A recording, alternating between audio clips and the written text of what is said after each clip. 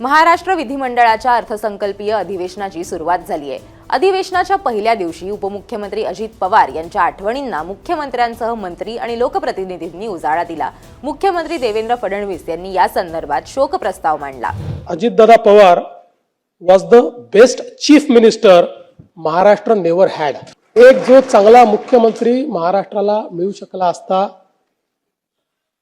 तो अजितदादांच्या रूपानं आता आपल्यामध्ये नाही। ज्यावेळेस राजकारणामध्ये खूप मोठी इनिंग दादा खेळतील हे आपल्या सगळ्यांना दिसत होतं। दोन्ही सभागृहांमध्ये अजित पवारांच्या आठवणींना उजाळा देण्यात आला। उपमुख्यमंत्री एकनाथ शिंदेंनी देखील विधान परिषदेत अजितदादांच्या आठवणी सांगत भावना व्यक्त केल्या। आपल्या राज्याने एक अत्यंत कर्तृत्ववान नेता गमावलाय। शब्द आणि वेळेला किंमत देणारा नेता गमावलाय। एक खंबीर निर्भीड लोकनेता गमावलाय। राजकारणातला दादा माणूस गमावलाय। धडाडीचा आणि दूरदृष्टी असलेला विकास पुरुष गमावलाय। मी आणि देवेंद्रजींनी एक दिलदार मित्र गमावलाय।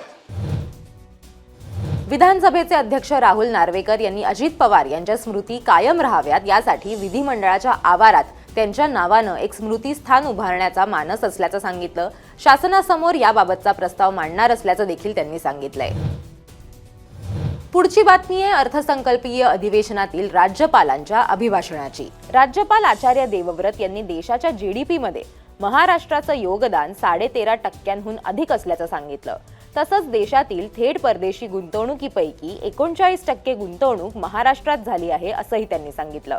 2026 मध्ये दावोस मधील जागतिक परिषदेत 18 देशांबरोबर 30 लाख कोटी रुपयांच्या गुंतवणुकीचे करार झाले। यामुळे सुमारे 40 लाख रोजगार निर्माण होण्याची अपेक्षा आहे असंही राज्यपालांनी यावेळी सांगितलंय।